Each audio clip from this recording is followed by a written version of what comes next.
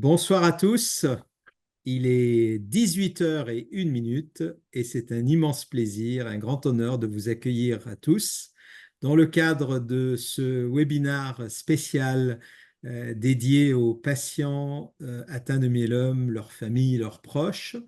Et notre sujet ce soir est consacré aux dernières actualités et mises à jour, je dirais, des données scientifiques après le congrès de l'IMS, l'International Myeloma Society, la Société internationale du myélome, qui organise tous les ans un congrès international, c'est le 20e du genre, dédié au myélome. Et cette année, le congrès a eu lieu fin septembre dans la très belle ville de Rio de Janeiro, au Brésil. C'était un long voyage pour nous, mais on a pu profiter non seulement, vous allez voir, d'une actualité scientifique extrêmement riche avec de superbes données et de magnifiques résultats qui donnent beaucoup d'espoir et d'optimisme pour nous tous dans ce domaine,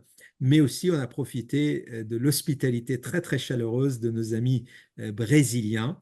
Les deux organisateurs brésiliens, pour votre curiosité, c'est le docteur Vania Angria, c'est une grande damesse du myélome, grande aussi bien scientifiquement qu'en taille, hein. Elle est presque, je pense, à 2 mètres. J'exagère un peu, mais moi je suis trop petit. Oui, Et j'allais puis, dire. le docteur Angelo Maiolino, également un grand monsieur de l'hématologie brésilienne. Et puis, la belle ville de Rio de Janeiro, je vous rappelle que parmi les highlights, en tout cas les grands monuments, il y a le Christ Rédempteur et je suis allé le visiter quand même et fait une petite prière pour nous tous là-haut.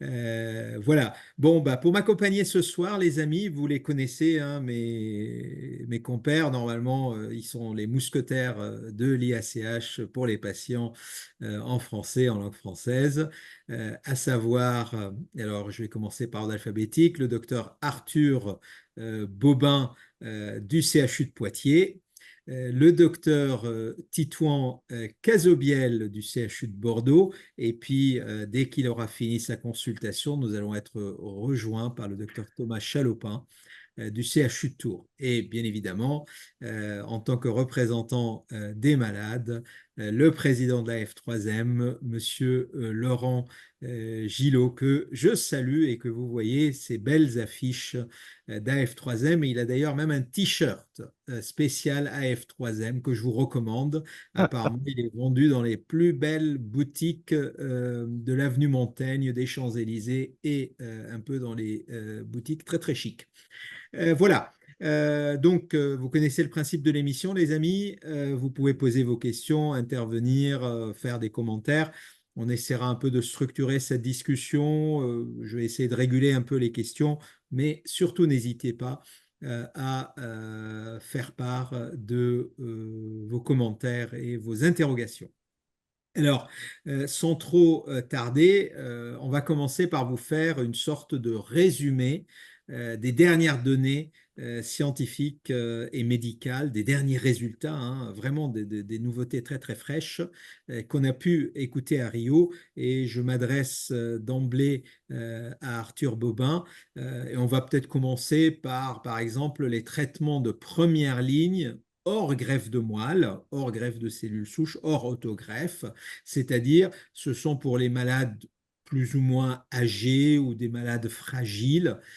Et c'est vrai que cette actualité, elle est très riche depuis le mois de juin, hein, et on en a parlé lors de notre dernier webinaire ensemble. Et à Rio, il y a eu encore de nouvelles données, de nouveaux protocoles. Donc Arthur, si tu peux nous faire un petit résumé de la situation, l'état de l'art. Oui, tout à fait. On avait eu des très belles données, hein, si vous vous rappelez, en juin, avec notamment deux essais, IMROSE et BENEFIT, qui avaient quasiment installé les associations à quatre molécules, avec un anticorps anti-CD38, le Velcade, le Revlimid et la dexaméthasone pour les patients donc non éligibles à la greffe. Et à l'IMS, on a eu des données on va dire, confirmatoire, puisqu'on a eu enfin les résultats de cet essai Cepheus.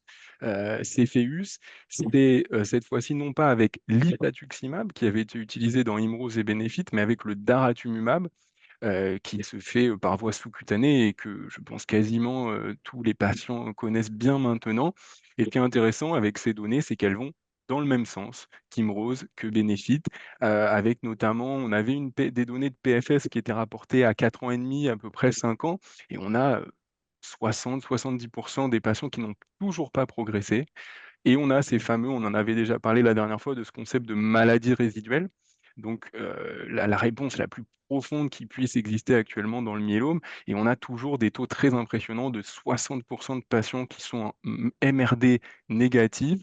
Donc voilà, Cepheus, avec le DARA cette fois, semble installer vraiment la quadruplette, hein, comme on dit, ces associations de 4 molécules pour les patients non éligibles à la greffe, mais qui seraient quand même fit, c'est-à-dire que ces essais n'ont pas inclus de patients au-delà de 80 ans. Mais on va dire de 70-80, 65-80, il y a un petit débat sur l'âge inférieur, on va dire. Aujourd'hui, on s'oriente de plus en plus et je pense qu'on a déjà commencé à le faire dans certains centres, à proposer la quadruplette.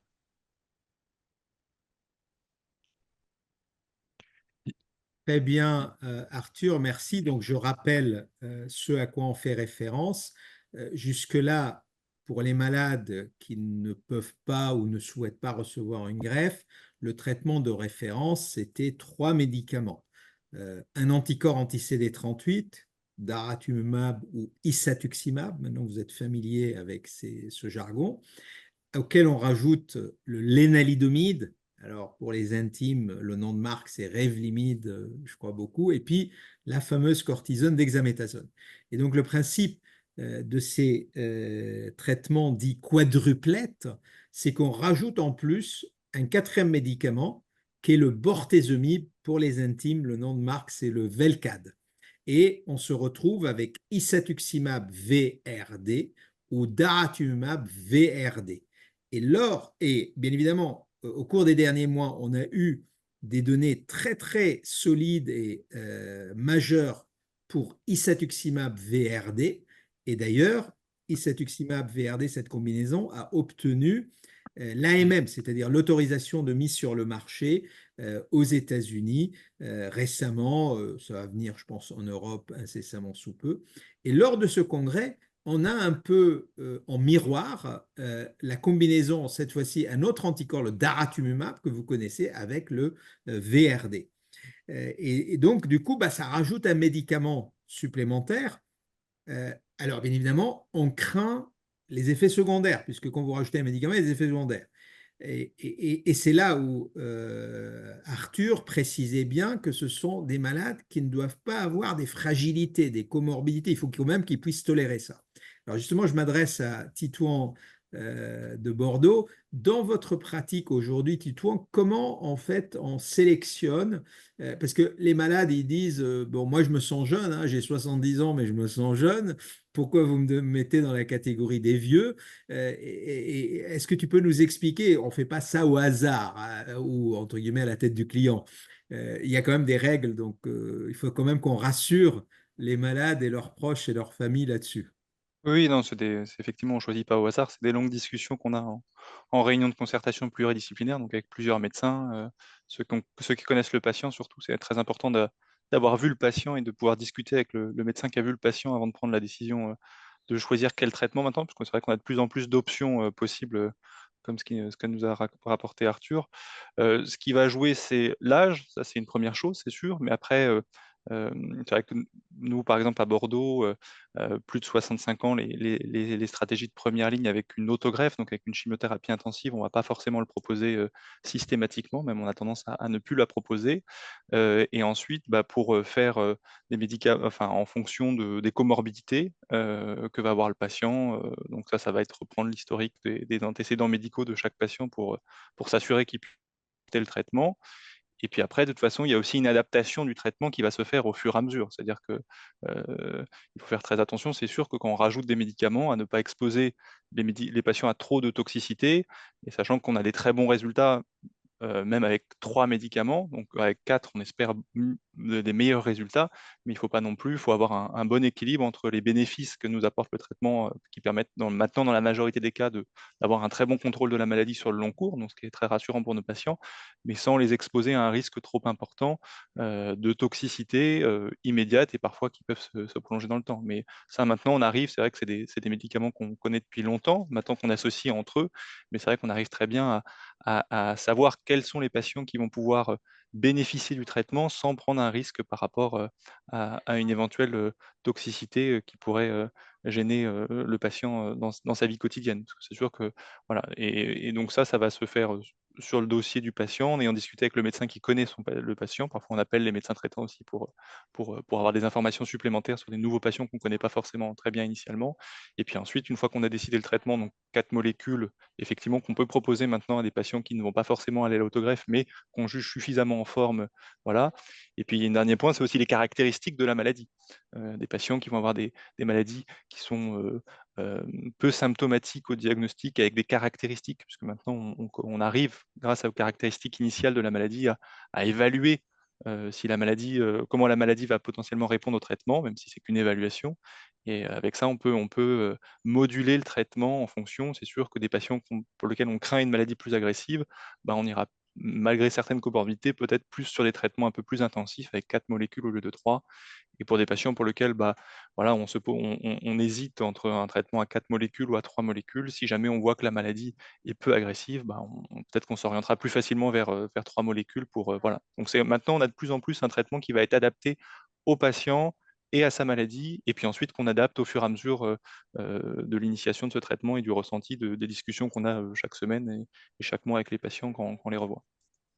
Laurent, quelle est la perspective ou le point de vue des malades par rapport à cette notion d'âge, de vieillesse, de comorbidité? Parce que c'est vrai, nous tous, on se sent toujours, quel que soit l'âge, on se sent toujours jeune.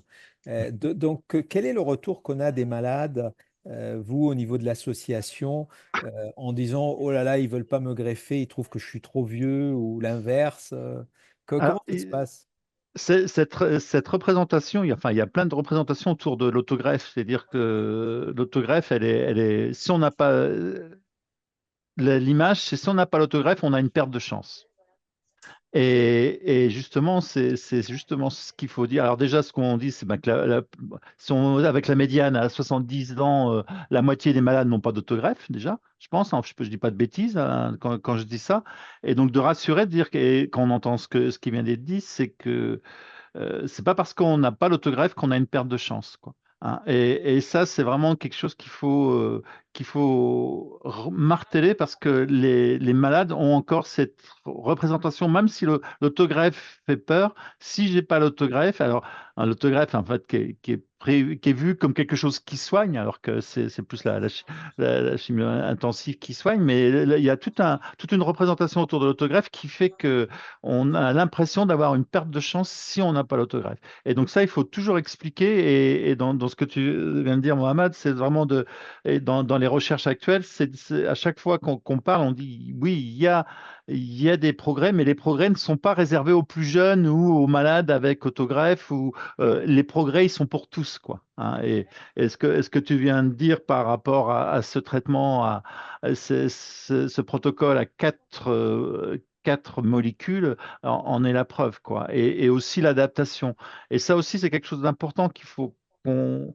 Les malades ont tendance à vouloir se comparer et dire ah, moi j'ai pas la même chose que celui qui est sur Facebook là qui me dit qu'il a tel traitement, moi je voudrais avoir le même. Et en fait pour contrecarrer ces comparaisons, on est vraiment en train d'expliquer que de plus en plus les traitements sont adaptés à chaque situation, à chaque malade. L'importance aussi des réunions de RCP, hein, de concertation, etc. Et ça c'est quelque chose aussi qu'il faut marteler, de dire non, non, c'est pas parce que vous n'avez pas le même traitement que celui du voisin que vous allez une perte de chance, c'est que vous avez le traitement qui est le mieux adapté en fonction de votre âge, en fonction de tout ce qu'il y a avec. Et vraiment sur ce que tu dis, Mohamed, l'âge, c'est vraiment quelque chose où il faut dire non, non, c'est pas. Enfin, je t'entendais dire à des réunions, voilà, c'est pas parce qu'un malade il y a 80 ans qu'il ne va pas avoir de traitement aujourd'hui, quoi. Hein. Il y a des traitements adaptés en fonction de l'âge, en fonction de la situation pour tout le monde, quoi. Absolument. Et là, vraiment, il faut rassurer tout le monde. Notre approche, elle ne se fait pas au hasard, l'approche médicale. J'espère que tout le monde en est conscient. Et aujourd'hui, encore une fois, pour rassurer tout le monde, les médecins que nous sommes et dans les hôpitaux, on n'est pas payé plus ou moins si on fait une greffe ou si on ne fait pas de greffe. L'idée, c'est vraiment de choisir la meilleure option pour un malade donné. Alors, bien évidemment, on est des humains, hein. Les médecins, ce n'est pas des ordinateurs et peut-être nos choix peuvent être discutés et débattus. C'est pour ça qu'on se met à plusieurs en se disant que plusieurs cerveaux s'en sortent toujours mieux qu'un seul. Et donc, les choix sont souvent dictés, toujours dictés, un, par les données scientifiques, les protocoles dont vient de parler Arthur et Titouan, mais aussi l'équipe médicale va évaluer ce qu'on appelle avantages, inconvénients. C'est-à-dire, on va mettre toujours dans la balance qu'est-ce qu'on espère comme avantage, comme bénéfice du traitement contre la maladie et quels sont les inconvénients, c'est-à-dire les effets secondaires. Tout à l'heure, d'ailleurs, je fais souligner et je la salue, Anne Delmont fait remarquer que l'autogreffe, il y a beaucoup d'effets secondaires et des malades peuvent en avoir peur. Et donc, l'équipe médicale va évaluer aussi si un malade donné va pouvoir tolérer. On peut toujours se tromper dans une évaluation, mais enfin bon, après avoir fait des milliers de cas, vous arrivez statistiquement à jauger un peu le curseur. Et donc, c'est dans ce rapport entre l'avantage et l'inconvénient qu'on va finir par dire tel malade vaut mieux qu'on évite l'autogreffe, tel autre, il a certes 70 ans, mais on considère que vaut mieux faire l'autogreffe. C'est des modalités, mais à la fin, quand on regarde aujourd'hui dans les résultats qu'on a, et on va parler cash, hein, l'espérance de vie, la survie des malades, elle est incroyable. Et tout à l'heure, de manière provocatrice, Laurent me parle du malade de 80 ans. Un malade de 80 ans, avec les traitements modernes qu'on a aujourd'hui, ne va pas mourir du myélome. Ne va pas mourir du myélome. On va le traiter. Certes, le traitement, il a des contraintes, hein. Je vous avoue, ce n'est pas Club Med, hein, un traitement du myélome comme tous les autres traitements dans les autres domaines de la médecine. Donc, c'est extrêmement important d'avoir cela à l'esprit. Alors, on a une question là de quelqu'un qui a sa maman à l'étranger sur la belle île de Madagascar. On salue tout le monde s'ils nous suivent là-bas. Qu'elle n'a pas accès à des spécialistes. Comment faire? Je vous avoue, je peux pas vous dire. Il faut essayer peut-être de consulter par Internet ou de contacter, mais il y a des médecins compétents à Madagascar. Après, comme le souligne notre ami William Kassler, que je salue également, qui a été il y a un mois sur un excellent témoignage pour les patients de son expérience Carticelle, et il nous fait remarquer que les traitements deviennent de plus en plus chers et quand on rajoute une molécule, forcément, en fait, on charge la barque. Alors, la bonne nouvelle, c'est que aussi bien le bortezomib, c'est-à-dire le Velcade, que le Revlimid, le lénalidomide, sont des molécules génériques. Alors, encore une fois, une petite remarque, j'ouvre une parenthèse, les molécules génériques sont tout aussi efficaces que les molécules standards, les amis, hein. Il n'y a pas de sous-marque dans les médicaments. Donc là aussi, il faut, parce que j'entends des fois des malades qui ne veulent pas avoir les génériques, ils ont peur, etc. En tout cas, on peut vous rassurer, sous nos cieux en France, tout est quand même très, très bien contrôlé. On peut râler, on peut se plaindre tout le temps de ce qui se passe dans le pays, mais enfin, quand même, ça ne se passe pas trop mal. Alors, puisqu'on parle de l'autogreffe, Titouan, quel est aujourd'hui, alors il n'y a pas eu énormément d'actualité sur l'autogreffe, il y a eu quand même les traitements d'entretien post-autogreffe. Peut-être un petit rappel sur ce qui s'est passé à Rio en matière d'autogreffe et aujourd'hui, quelqu'un qui va être autogreffé, comment on le prend en charge? Oui, il y a eu pas mal de données effectivement au Brésil sur les patients éligibles à l'autogreffe, notamment sur les traitements qui vont suivre l'autogreffe. Actuellement, ce qui est recommandé après une autogreffe, c'est un traitement généralement de consolidation. Donc, on va refaire de nouveau les 4 molécules, l'anticorps, anti-CD38, généralement le bortezomib, le lénalidomide et la dexaméthasone. Et ensuite, va suivre un traitement d'entretien traitement d'entretien actuellement recommandé, c'est le lénalidomide, pour une durée qui est variable de 2, de 3 ans en fonction des centres. Là, on a de plus en plus de données sur comment on pourrait faire pour améliorer cet entretien. On a eu de nouvelles données sur l'essai Perseus, où c'est un essai dans le cadre qui avait été présenté au Congrès américain de l'année dernière, où il y avait du daratumumab, donc un anticorps anti-C38, avec du lénaïdomide en entretien. Alors, il n'y avait pas de comparaison directe, donc c'est compliqué de tirer des conclusions, mais on voit que les résultats chez les patients qui avaient un entretien avec du daratumumab et du lénaïdomide étaient quand même assez intéressants. Et ce qu'on a eu aussi, c'était l'essai Auriga, qui a été présenté pour la première fois au Brésil. Et cette fois-ci, il y avait ce qu'on appelle une randomisation, c'est-à-dire une comparaison entre justement un traitement par lénalidomide et un traitement par daratumumab et lénalidomide, donc l'anticorps anti-CD38 et le lénalidomide.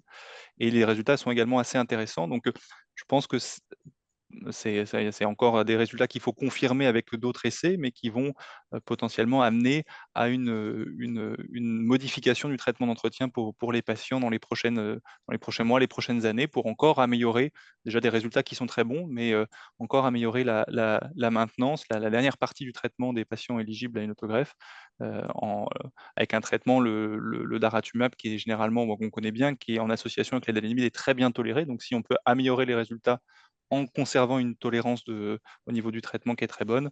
Voilà, c'est potentiellement quelque chose qui va arriver dans les prochains mois. On va voir comment ça va se mettre en place dans les différents centres. Je sais qu'il y a déjà des centres en France qui commencent à faire ce genre de traitement d'entretien pour certains patients, parfois pour tous. Donc ça, c'est des pratiques qui sont en train de changer et qui devraient permettre, j'espère, de continuer d'améliorer le devenir de nos patients jeunes après une autogreffe. Après, la question, c'est aussi de ne pas les exposer à trop de toxicité, mais comme ce que je disais tout à l'heure, c'est vrai que c'est des traitements qui sont bien tolérés en association avec du lénalidomide, donc ça peut être une option très, très intéressante pour la suite.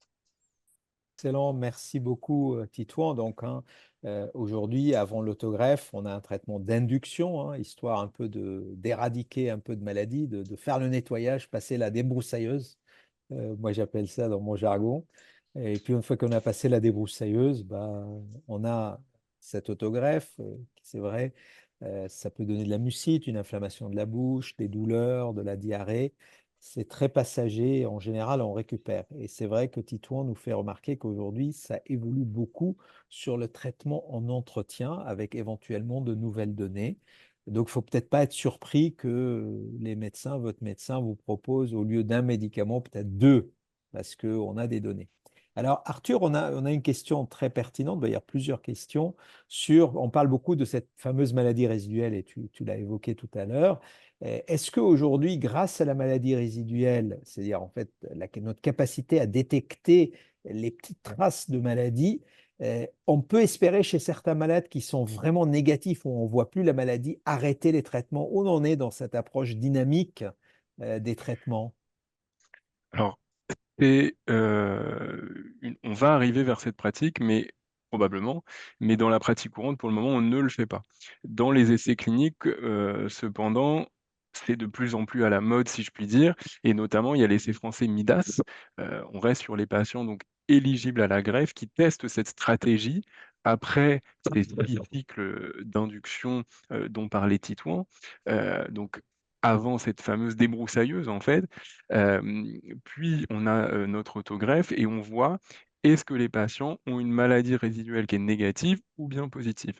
Et on adapte le traitement et certains patients en maladie résiduelle négative, dans cet essai en tout cas, n'ont pas eu d'autogreffe. Et donc, on voit bien qu'on arrive vers une évolution des pratiques qui était pour le moment assez gravée dans le marbre là, depuis quelques années, ce qu'on pensait avoir. Et on a quand même trouvé une bonne recette, puisque on a une survie, comme on l'a dit tout à l'heure, qui s'est nettement améliorée. Mais c'est vrai que dans cette maladie, dans le myélome, on prolonge quand même assez nettement les traitements. On avait le lénalide en entretien, comme lénalidomide en entretien, comme disait Titouan, et maintenant on va rajouter le daratumumab également. Et je pense qu'un des enjeux pour les patients, c'est ça. C'est est-ce qu'on va s'orienter vers des traitements plutôt fixes? Est-ce qu'on va pouvoir arrêter? Et cet MRD, c'est un outil qui est très important, mais c'est encore en phase d'évaluation. Donc, on n'a pas encore les résultats de MIDAS avec cette stratégie. On avait des résultats, mais qui sont seulement post-induction, qui ont montré des taux de réponse qui sont assez impressionnants. Et donc, on espère que beaucoup de patients auront atteint cette maladie résiduelle négative et on verra un peu plus tard dans l'analyse de Midas si on peut se passer d'une autogreffe, si on peut se passer d'un traitement plus prolongé. J'avais noté aussi à l'IMS une étude justement sur des patients qui avaient une maintenance, qui étaient en maladie résiduelle négative pendant 3 ans de maintenance et on avait arrêté le traitement et on regardait 1 an après. Et en fait, il y avait 85 des patients qui étaient encore en maladie résiduelle négative. Donc peut-être que pour certains patients, on pourra le faire. Mais je reviens sur ce que disait Titouan tout à l'heure, on arrive à une personnalisation en fait des traitements et probablement qu'on ne pourra pas arrêter pour tout le monde. Il y a des patients qui bénéficieront toujours d'un traitement continu dans le myélome et d'autres, peut-être, grâce à cet MRD, qui pourront arrêter le traitement. Excellent. D'ailleurs, ceci fait écho à la question remarque de Madame Sibari qui dit effectivement le traitement d'entretien, il peut durer plus de 3 ans, voire ad aeternatum, mais je crois que tu y as répondu. Laurent, Oui, donne-nous la perspective des malades. c'est cette envie que le traitement s'arrête de temps en temps est une envie qui est souvent exprimée par les malades. C'est-à-dire que on a vu avec le traitement d'entretien, quand le traitement d'entretien s'est mis en place avec le Revlimid, les médecins nous ont dit 1 an, puis 2 ans, puis 3 ans, et puis on va dit est-ce qu'ils vont s'arrêter un jour de rallonger de remettre un an de plus, quoi. Et les malades avaient vraiment, enfin, il y a beaucoup de malades expriment l'idée de qu'est-ce que ça fait du bien d'un moment d'être sans traitement pour le myélome, quoi. Quitte à sachant tout, en étant, comment dire, réaliste, dire que en cas de rechute, le traitement va reprendre, etc. Mais de se dire à un moment donné, je n'ai plus de traitement pour mon myélome, c'est un désir exprimé souvent par pas mal de malades. Merci, Laurent. Euh, alors, on a une question, bah, elle est Titouan, de Monsieur Labbé nous dit qu'il est éligible à l'autogreffe et il se pose la question, est-ce qu'on peut séparer les bonnes cellules souches pour l'autogreffe et puis les cellules malades pour ne pas les, comme il l'écrit, réensemencer après la mise en aplasie et puis la fameuse chambre protégée et le melphalan. Est-ce que tu peux nous clarifier ce concept? Parce qu'en Bien sûr. fait, c'est des vieilles questions qu'on s'était posées dans les années 90 et Titouan, il était pas né, mais en fait, au CHU de Bordeaux, l'ancien patron qui n'est plus des nôtres, paix à son âme, le professeur Effers avait travaillé beaucoup sur en fait comment nettoyer les greffons, mais il s'est avéré que bon, en fait, ça n'a pas grande importance aujourd'hui. Mais enfin, tu peux nous clarifier ça? Bien sûr, donc c'est effectivement une excellente question sur le principe de cette autogreffe. En fait, dans l'autogreffe, le traitement, ça va être une chimiothérapie intensive, c'est pas véritablement l'autogreffe. Donc, c'est-à-dire qu'on va faire une chimiothérapie à forte dose. Le but, après le traitement d'induction dont on a déjà discuté, ça va être d'approfondir davantage la réponse en éliminant le maximum de cellules de la maladie, de plasmocytes résiduels au niveau de la moelle osseuse. Malheureusement, contrairement aux traitements d'induction qui sont relativement ciblés, qui vont induire peu de toxicité. Là, il n'y aura pas de distinguo sur les bonnes et les mauvaises cellules, et donc il va y avoir une destruction de la majorité de ce qu'on appelle les cellules souches, qui sont les cellules qui aident à la production de globules blancs, de globules rouges et de plaquettes. Et donc pour pallier à cette destruction des cellules souches, on les aura prélevées en amont. Alors effectivement, il n'y a pas d'intérêt à trier ces fameuses cellules souches, puisqu'elles sont collectées à l'établissement français du sang et on collecte uniquement les cellules souches. C'est une mobilisation qui se fait, on collecte des cellules souches périphériques, donc dans le sang, des cellules souches qui circulent. Et comme ça, on va les réinjecter après secondairement pour justement réparer, entre guillemets, ce qu'a induit la chimiothérapie et faire que cette période où les globules blancs, les globules rouges et les plaquettes qui vont être diminués à cause de la chimiothérapie intensive par melphalan, bah, soit la plus courte possible, généralement de 12 à 14 jours en fonction des patients. Et voilà. Mais donc c'est un traitement qui, à l'heure actuelle, on verra avec les données justement de l'essai Midas dont parlait Arthur, c'est un traitement qui reste clé chez les patients qui sont en capacité de pouvoir le supporter. Et donc ça, c'est ce qu'on discutait initialement. Donc c'est une question de balance entre les bénéfices et les risques, parce qu'il y a quand même des risques à cette procédure. Et pour certains patients, ce n'est pas forcément nécessaire. On espère qu'on pourra affiner justement grâce à la maladie résiduelle et grâce à l'essai Midas, quels sont les patients maintenant avec les nouveaux traitements qu'on a développés qui donnent des très très bonnes réponses, quels sont les patients qui vont être qui vont vraiment en bénéficier et quels sont ceux pour lesquels on est sûr que, bah, il y en a pas besoin et qu'on n'est pas obligé de passer par cette case de chimiothérapie intensive. Voilà.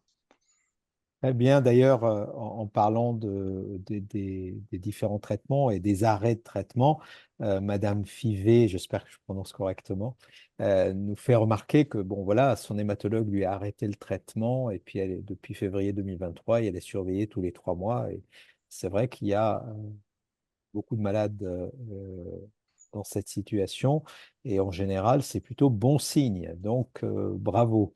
Alors, quand doit-on mesurer la MRD? Alors ça, c'est un vaste chantier. On a beaucoup de questions là-dessus. Aujourd'hui, comme ça a été dit, on ne mesure pas la MRD de routine. Vous voyez, vous faites votre prise de sang, vous mesurez par exemple les globules blancs, l'hémoglobine. Ça, c'est de routine. On peut le faire tous les jours, plusieurs fois par jour si on en a envie. Bon, je ne le conseille pas plusieurs fois par jour quand même, désolé de dire. Par contre, la MRD, ça nécessite quand même un myélogramme. Ce n'est pas une technique aujourd'hui considérée comme de la routine. Donc, n'allez pas réclamer à votre docteur demain tous de faire de la MRD. Alors, il y a une remarque, une question générale de Madame Hénin qui dit, bah voilà, ma maman a été diagnostiquée récemment, je suis perdu vis-à-vis du traitement. Quelle en est l'espérance de vie? Bon, alors je vous assure, hein, les médecins, ce n'est pas les bons dieux, on ne décide pas de la vie et de la mort, on ne sait pas en général, mais ce que je peux vous dire est vraiment sans aucune exagération aujourd'hui, avec le myélome, c'est une sale maladie, mais on peut vivre très longtemps et bien. J'espère avoir répondu à votre question. Euh, Aujourd'hui, on va passer, donc, on a abordé la première ligne, donc au diagnostic, mais on a déjà beaucoup de questions sur la rechute. Et là aussi, les traitements de la rechute bougent énormément. Alors, avant d'aborder les traitements, peut-être Arthur, parce qu'on a quelques remarques, on a un patient qui dit, ben, moi, la rechute, c'est une fracture. Un autre patient qui dit comment on détecte la rechute aujourd'hui? Quand on surveille les malades, quels sont les signes qui doivent nous alerter sur une récidive de la maladie? Parce que les gens sont souvent angoissés, ils regardent, ils attendent avec impatience leur pic, leur prise de sang, ils dorment pas la veille avant la prise de sang. Quels sont les symptômes et comment peut-on un peu détendre l'atmosphère? Parce qu'il ne faut pas paniquer à chaque fois qu'on fait une prise de sang et une électrophorèse, quoi. Euh, En effet, aujourd'hui, contrairement à la MRD où on disait qu'il fallait un myélogramme, on peut assez facilement, avec la prise de sang, suivre l'électrophorèse et le fameux pic. Donc ça, les patients sont quand même assez familiers avec le pic et je pense qu'ils vont assez vite souvent c'est la dernière page du bilan sanguin et ils vont regarder à combien s'élève le pic. Et moi, j'essaie souvent de rassurer les patients. Il y a le pic qui progresse, c'est simplement le marqueur en fait de la maladie qui progresse. Et ça ne veut pas forcément dire qu'on a des symptômes, ni même ça ne prédit pas vraiment du temps dans lequel on aura des symptômes. On ne peut pas vraiment savoir. Moi, ce que j'aime bien faire en pratique courante, c'est regarder la cinétique, donc c'est-à-dire la vitesse d'augmentation de ce fameux pic, avec par exemple une prise de sang tous les mois, tous les 3 mois, etc. Et c'est pas parce qu'on a un pic à 8 grammes par litre, par exemple, qu'il faut tout de suite se précipiter et proposer un nouveau traitement. C'est ce qu'on appelle la rechute biologique. On peut traiter des rechutes biologiques. euh, c'est c'est tout à fait possible, mais on peut aussi attendre. Et il y a cette période de surveillance, on va dire, active. En effet, on ne laisse pas le patient démuni sans rien. Il peut contacter son hématologue. On lui fait des prises de sang assez régulièrement. Mais c'est vrai que si l'hémogramme ne bouge pas, par exemple qu'on ne développe pas d'anémie, si le patient ne présente pas de symptômes, moi, ce que j'essaie de faire, c'est de faire un peu d'éducation, hein, de donner ces fameux drapeaux rouges.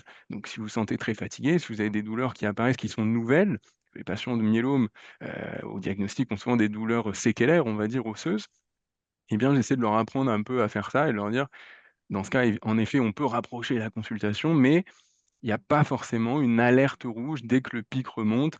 Moi, j'aime bien utiliser l'image, c'est la mauvaise herbe qui revient. S'il y a un petit peu de mauvaise herbe dans le terrain, c'est pas pour autant qu'il faut repasser la débroussailleuse quand on est sur le thème du jardinage. On n'est pas obligé de repasser tout de suite la débroussailleuse alors qu'il y a un petit peu de mauvaise herbe qui s'installe. J'ai pas trouvé meilleure comparaison, je sais pas si si Ah vous non, en non, avez d'autres. mais ça, elle est excellente. Moi, je l'utilise tout le temps, le Ouais, jardin, le désherbant, hein, le tout à melphalan fait. pour l'autogreffe, c'est un puissant désherbant, hein. Et puis la greffe, on sème les graines et elles vont repousser. C'est la sortie d'aplasie. Et donc Non, non, voilà, elle est magnifique. quand on a un peu de mauvaises herbes, patience, on peut attendre, on peut encore attendre, on surveille, évidemment, il faut tout à fait surveiller, et c'est pas pour autant qu'il faut reprendre le traitement tout de suite. Donc on essaie il y a un peu d'éducationnel à faire sur le fait de, voilà, déstresser un petit peu les patients, mais on peut pas prédire non plus quand va avoir lieu la rechute symptomatique. C'est pour ça que souvent on va traiter quand même des rechutes biologiques avec un pic qui a tendance à augmenter ou qui augmente rapidement, en se disant, voilà, là on va peut-être se diriger vers des symptômes imminents, ou dans quelques semaines, quelques mois, il vaut mieux débuter le traitement à ce moment-là. Alors justement, il y a Madame Kolzner qui nous fait remarquer quelque chose d'important, je crois qu'on n'en parle pas beaucoup, c'est qu'on dit souvent les malades vont recevoir un traitement hyper efficace, on va éradiquer le pic, la maladie résiduelle, mais il y a quand même un sous-groupe de malades, environ peut-être 5 à 10%, pour lesquels il peut persister un pic.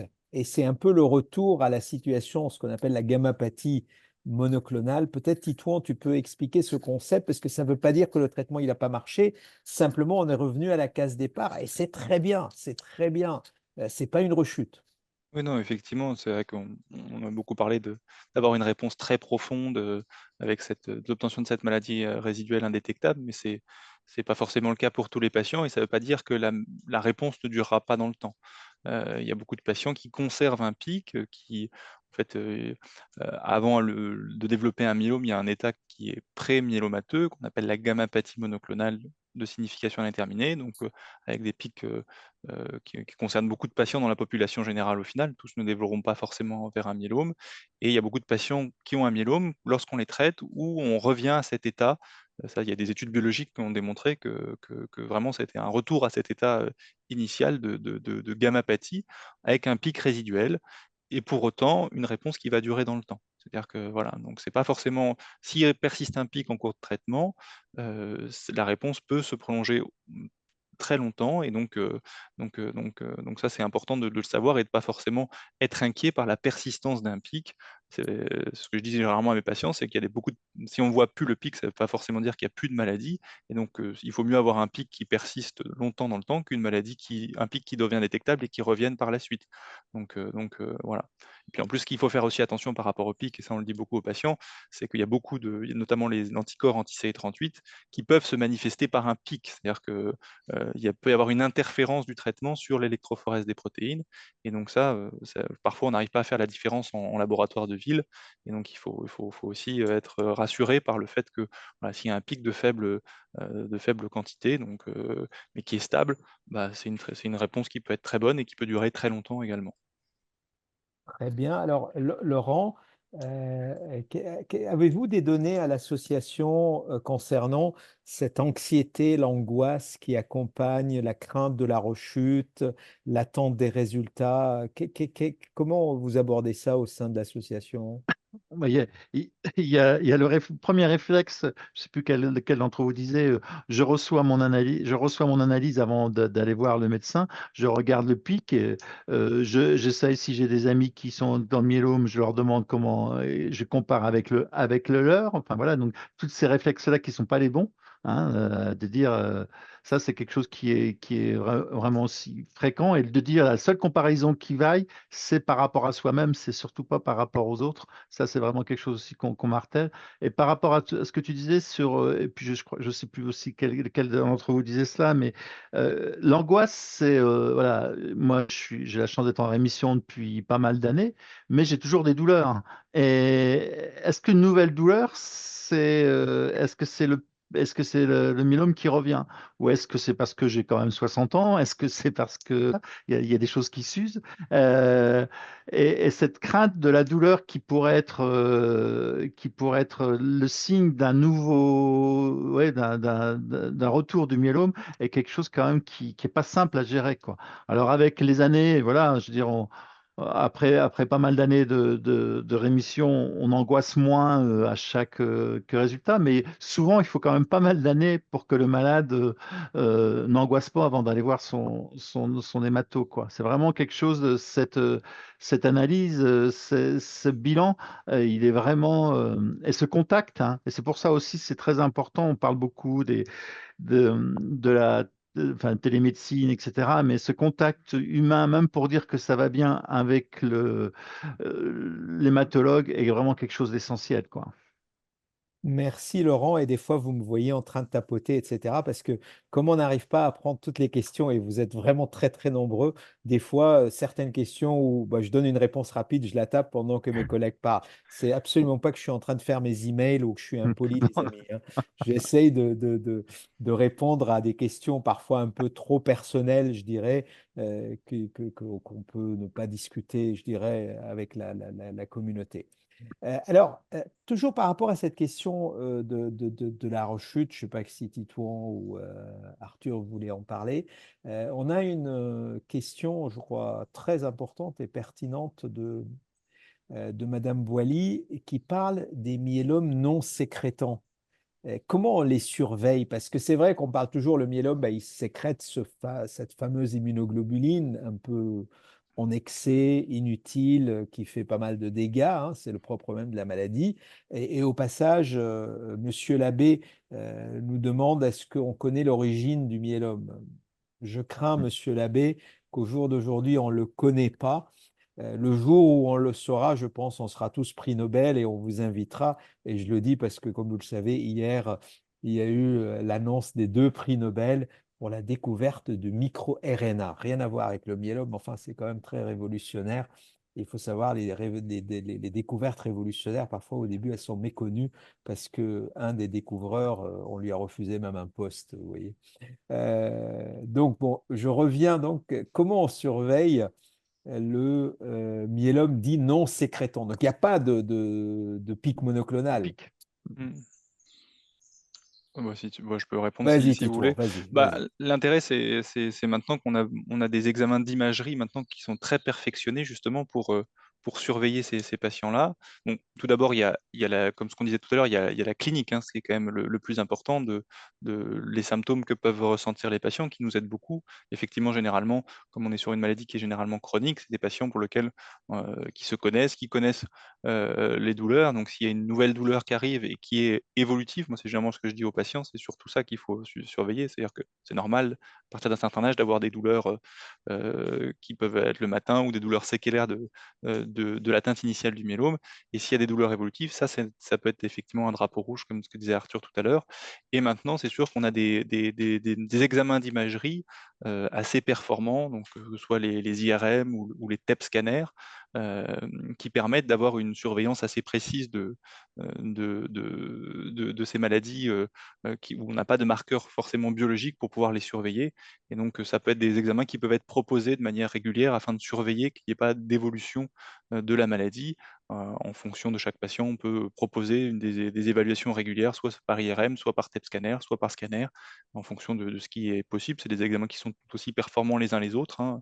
Ça va dépendre des disponibilités qu'il y a au centre hospitalier dans lequel vous êtes pris en charge. Et donc voilà, donc on va pouvoir surveiller grâce à ça, être sûr qu'il n'y ait pas d'évolutivité de la maladie, et ça permet de bien surveiller. Et puis ça peut être des choses qu'on peut proposer aussi aux patients qui ont une maladie qui peut être mesurée dans le sang aussi. Ce que disait tout à l'heure Arthur, parfois quand on est dans une phase de surveillance active, ce qui peut nous aider à la décision ou non de reprendre un traitement en cas de progression de la maladie sur le plan, sur la prise de sang, c'est de faire un examen d'imagerie justement assez précis pour voir l'activité au niveau osseux, qui peut être un des symptômes, un des drapeaux rouges qui pourrait nous faire envisager de débuter un nouveau traitement. Donc ça, c'est quand même des outils qui sont maintenant très très utiles, que ce soit au diagnostic ou que ce soit durant le suivi, a fortiori pour les patients qui ne peuvent pas être suivis par une prise de sang.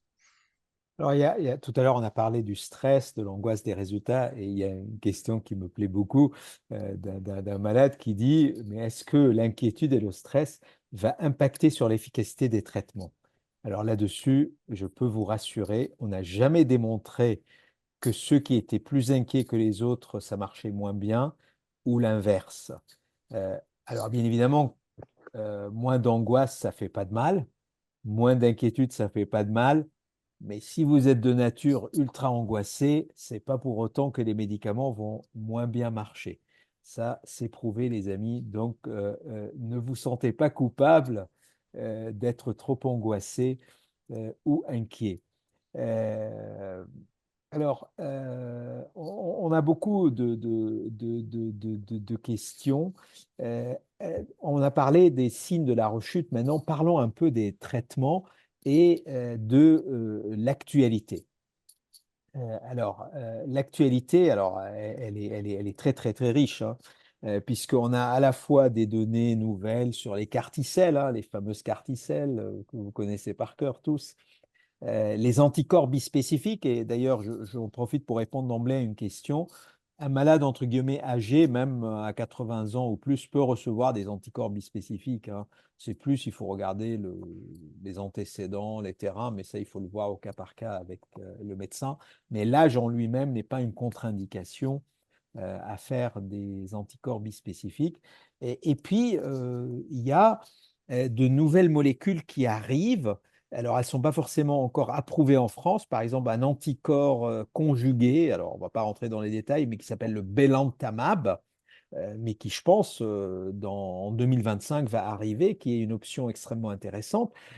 Une bonne nouvelle qui est arrivée en France la semaine dernière, je crois, un médicament oral, Selinexor, Mm. il est maintenant disponible en ville. Alors, vous allez dire, oh, il faut tout le monde, il faut en rechute prendre du Selinexor, etc. C'est pas tout à fait comme ça. Après, il y a des algorithmes, on dit, bah, vaut mieux faire ça, vaut mieux faire ça, parce qu'en plus, tous ces traitements, ils ont des effets secondaires naturellement.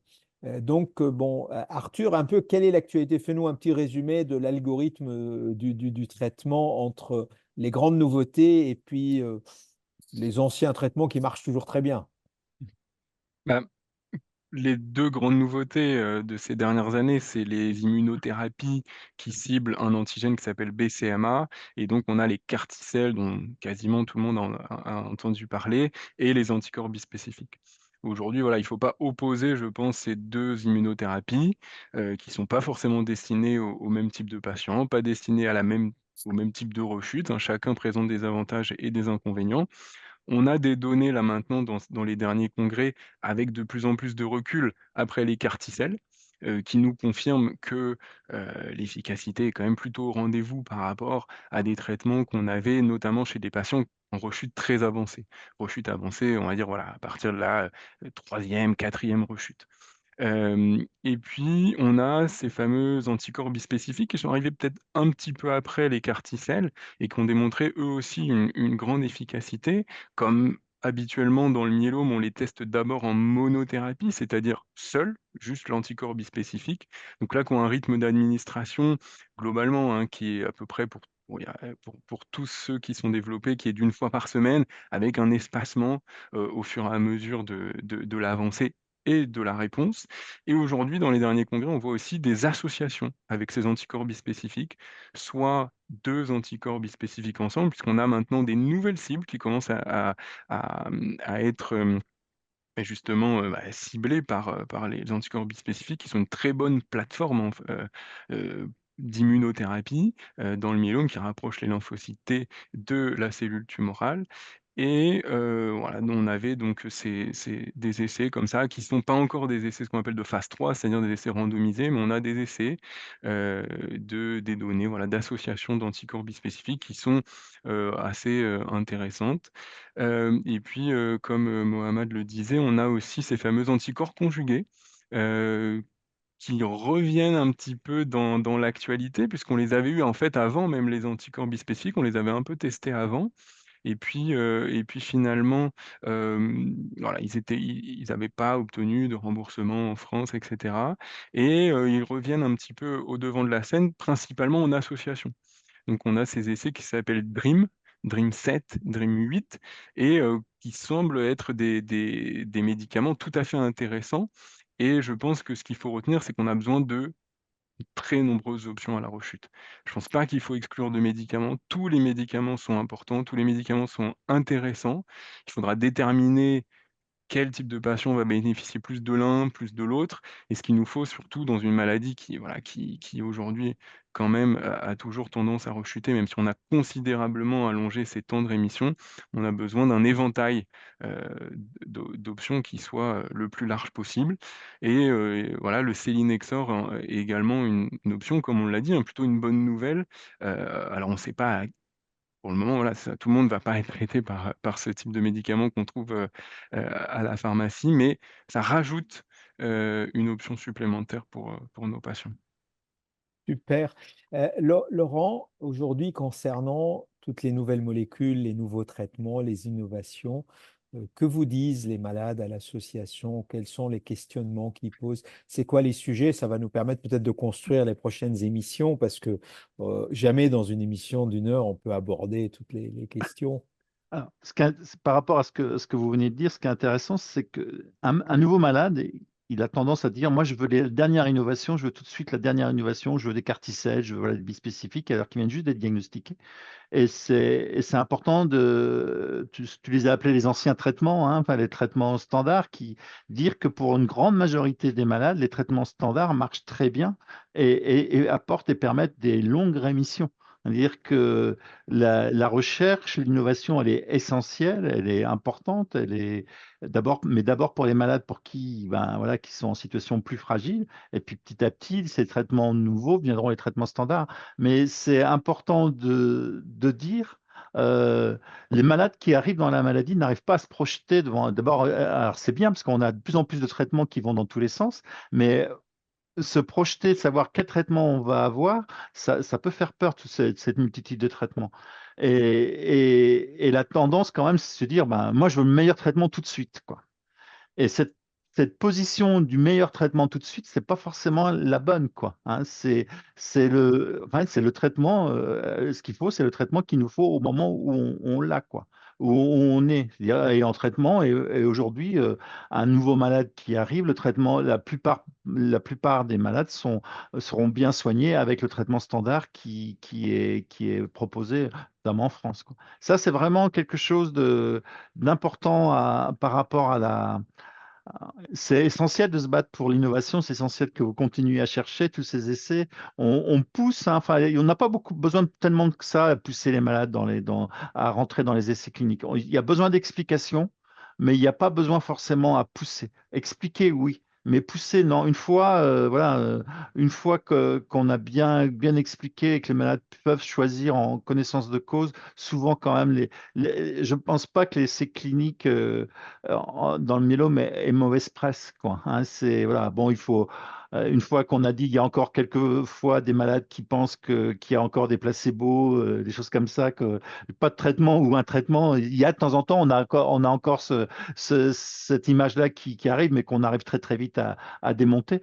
Mais voilà, je pense que sur les essais cliniques, l'importance des essais cliniques, c'est quelque chose qui est vraiment rentré chez les malades du myélome. Merci beaucoup, Laurent, et c'est vraiment très important de le préciser. En matière de myélome et de cancérologie en général, il faut qu'on rassure tout le monde. Il n'y a pas de placebo, il n'y a pas de poudre inutile. Et les gens souvent disent on est tiré au sort.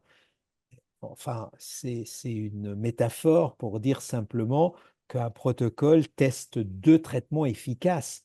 Et effectivement, l'ordinateur va choisir le traitement A ou le traitement B, mais dans les deux cas, il y a un bénéfice. Il faut vraiment tordre le cou à cette notion de tirage au sort, de cobaye.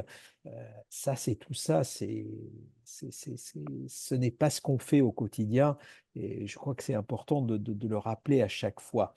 Je vais prendre une remarque de Monsieur Pascal Paché qui dit ce qui fait peur, c'est d'arriver au terme des options. Vous avez raison de dire ça. Néanmoins, moi, je rajouterai à votre phrase, Monsieur Paché, votre meilleur allié, c'est le temps. En réalité, tous les mois, tous les 2 mois, on a de nouvelles options. Aujourd'hui, votre raisonnement avec votre maladie aujourd'hui, c'est pas de regarder ce qui est disponible aujourd'hui, mais de dire, je tiens le coup avec mon traitement actuel, il y aura toujours un nouveau truc. c'est incroyable les progrès, les nouvelles drogues, les nouveaux médicaments, les nouveaux schémas thérapeutiques, les nouveaux traitements. Donc, je crois qu'il faut vraiment garder euh, cette notion d'espoir et garder un esprit positif. D'ailleurs, Madame Fivet me le fait remarquer que c'est important de discuter de tous ces aspects et éviter de consulter le docteur Google. Je suis le premier à le dire qu'il faut vraiment euh, il y a plein de belles choses hein, sur Internet, sur Google, et ça nous facilite beaucoup la vie. Mais il faut dire qu'il y a aussi beaucoup de confusion, beaucoup de désinformation. Euh, le docteur Google, entre guillemets, ne vous veut pas toujours du bien, comme on dit. Alors, euh, euh, on a une question parce que l'auditoire est francophone, puisque c'est un webinaire en français, mais en fait, on a des malades de Belgique, de Suisse romande, du Maghreb, Afrique du Nord, enfin, tous les pays francophones. Tout à l'heure, on avait une patiente de Madagascar qui avait posé une question. Et puis, il y a souvent cette problématique. euh, de prise en charge et de coût des traitements. Et c'est vrai que les systèmes sont différents d'un pays à l'autre, mais moi, j'arrête pas de le dire, c'est que globalement en France, on s'en sort pas trop mal. Les médicaments sont accessibles plutôt rapidement. On peut s'en plaindre toujours et dire il faut toujours mieux faire, hein. Je nie pas ça. Mais je vais demander aussi bien à Titouan, Arthur et Laurent de dire qu'aujourd'hui, vous avez jamais renvoyé un malade chez lui en disant, vous savez, il vous faut tel médicament, mais on ne peut pas vous le donner, il n'existe pas ou il n'est pas remboursé, etc. Rassurez quand même notre auditoire, s'il vous plaît. Allez, Oui, je veux bien.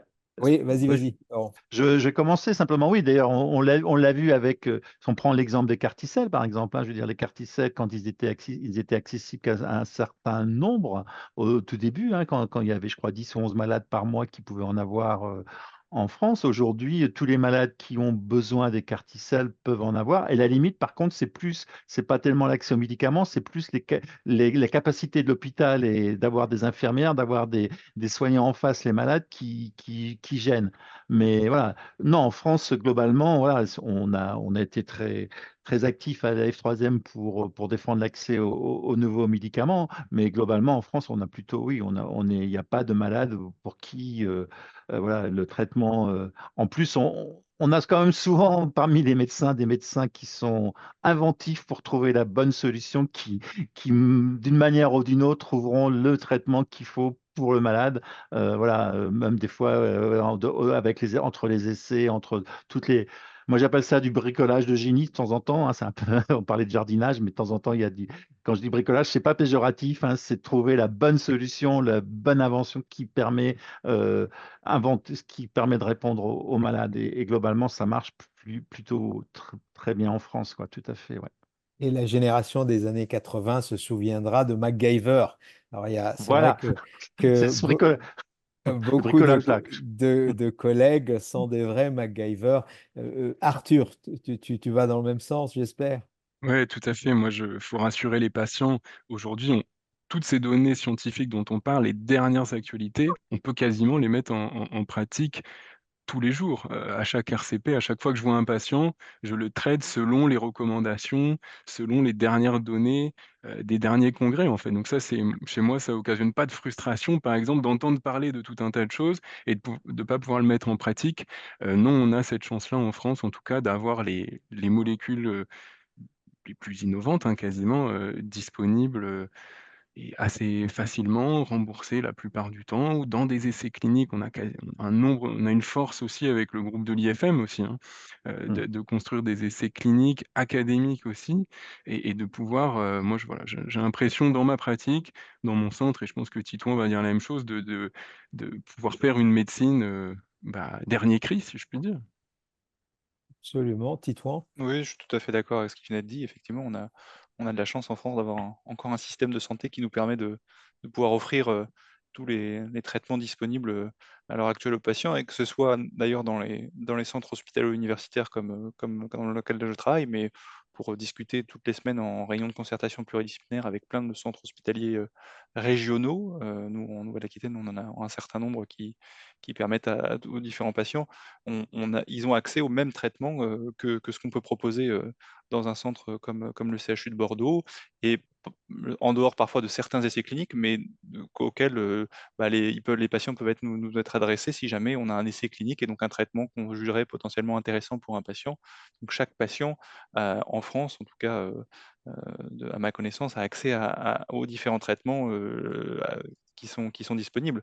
Quand on discute là des nouvelles immunothérapies, CAR-T-cell, antibispécifiques, je pense qu'aujourd'hui, on peut dire aux patients, pour les rassurer, que même en dehors des essais cliniques, la majorité des patients, la grande majorité des patients, auront accès un jour à ce genre de traitement, et a déjà accès pour la plupart à ce genre de traitement. Donc on va pouvoir en faire bénéficier tout le monde, et c'est vrai que c'est assez important de pouvoir, il y a la recherche clinique, c'est vrai qu'avec l'IFM, on est assez moteur sur les essais, pouvoir faire participer les patients à des essais et bénéficier des avancées thérapeutiques le plus rapidement possible, mais même hors essais cliniques, la plupart des patients pourront bénéficier et bénéficient déjà de ces différentes molécules et nouvelles immunothérapies et traitements maintenant à l'heure actuelle dans le myélome. Donc c'est vrai que ça, c'est quand même, on a de la chance d'avoir un système de santé encore compétent sur ce point-là en France, avec la limitation parfois des hospitalisations, mais même ça, on arrive à s'adapter maintenant et à pouvoir faire bénéficier. Il y a des traitements qu'on faisait initialement en hospitalisation, et maintenant, en apprenant à les faire, on arrive à les faire en hôpital de jour, ce qui permet de pouvoir les faire plus facilement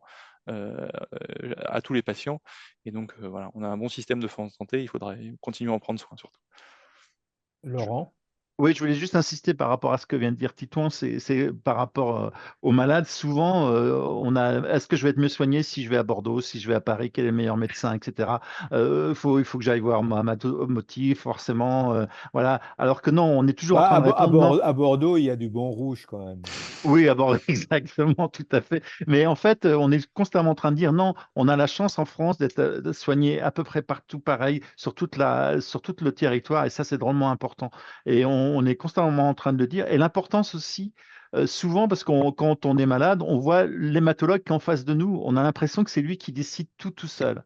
Et tout le travail d'équipe, de RCP, de travail d'équipe qui est derrière, je pense que c'est important. On a fait un article là-dessus avec l'équipe de Bretagne sur notre dernier bulletin, mais c'est vraiment quelque chose à mettre en avant aussi, c'est que c'est pas l'hématologue qu'on a en face de nous qui décide tout seul, il y a toute une équipe qui travaille et qui permettent d'avoir la bonne analyse qui correspond au malade, quoi.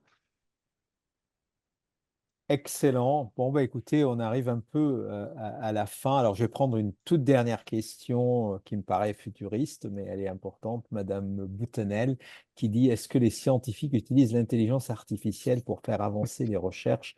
Et ma réponse courte est oui. Oui, alors c'est des domaines qui sont encore en balbutiement, Euh, mais en principe, on essaye d'être à jour. Et alors, il faut quand même, par rapport à cette question et puis d'autres questions un peu similaires, distinguer la réalité d'aujourd'hui et puis le futur, et puis parfois ce qui relève de la science-fiction. Parce que tout ce que nous raconte la télé ou les trucs un peu sensationnels, c'est pas quelque chose qui, de toute manière, va peut-être arriver demain. Donc, il faut se méfier un peu de ces effets d'annonce, mais en tout cas, tous les domaines scientifiques sont explorés euh, pour faire avancer et faire progresser les traitements. Alors, Monsieur Paché me tacle et il me dit, est-ce que le vin de Bordeaux contribue à l'efficacité des traitements? Là-dessus, je répondrai qu'on manque de recherche. Avec Ça n'a pas pu, modération. avec modération. Je veux Madame bien faire partie d'un Madame test. Hetz est pas contente puisqu'elle me dit qu'à Strasbourg, on a du bon blanc. Je vous l'acquiesce, donc euh, je vous l'accorde. Bon, il est déjà 19h05, on a déjà C'est presque l'heure dépassé. d'un verre. Ah, oh, ça y est, les gars, je vais être accusé de promouvoir l'alcoolisme. Bref, j'espère que ça vous a plu. Un grand merci à Arthur, Titouan, Laurent. Un grand merci à vous tous qui avez posé les questions. Vous n'allez pas le croire, mais nous avons reçu en tout cas uniquement celles sur lesquelles j'ai essayé de répondre. Euh, je calcule, j'ai fait l'addition. euh, 73 questions. C'est vous dire la dynamique qui entoure et a priori ça a l'air de vous plaire parce que sinon vous ne serez pas aussi nombreux connectés pour nous suivre. Alors sachez que oh là là, alors là j'ai déclenché un truc parce que Madame Jedrika dit on a le chinon, Monsieur Ouais, Thévenin il toujours. dit qu'à Troyes ils ont du champagne. Madame Sandry elle dit et que pensez-vous du champagne? Alors là, par contre, il y a une note positive. Madame Hetz dit qu'elle nous invite. Donc, on va répondre à l'invitation. Naturellement, on est très poli et courtois. Bon, et puis après, il y a tous les remerciements. On est très touchés par vos marques d'amitié et vos belles paroles. Merci à tous. Désolé pour les personnes à qui on n'a pas pu répondre sur les questions qui On s'étaient aura posées. on aura la JNM le 16 novembre, hein, Alors, pour ben répondre. voilà, Laurent fait la pub de la JNM et je vous encourage à participer à la JNM. Inscrivez-vous et il y en aura Inscrivez-vous. dans 27 villes. Voilà, et de mon côté, avec mes amis et collègues, ben, on vous promet de faire d'autres émissions Super, pour merci essayer à de vous. répondre à certaines de vos questions. En attendant, où que vous soyez, portez-vous bien. Sachez qu'on peut vivre longtemps et bien avec le myélome, mais en attendant, bonne soirée, bon appétit peut-être, et à très bientôt. À bientôt. Au revoir. Au revoir.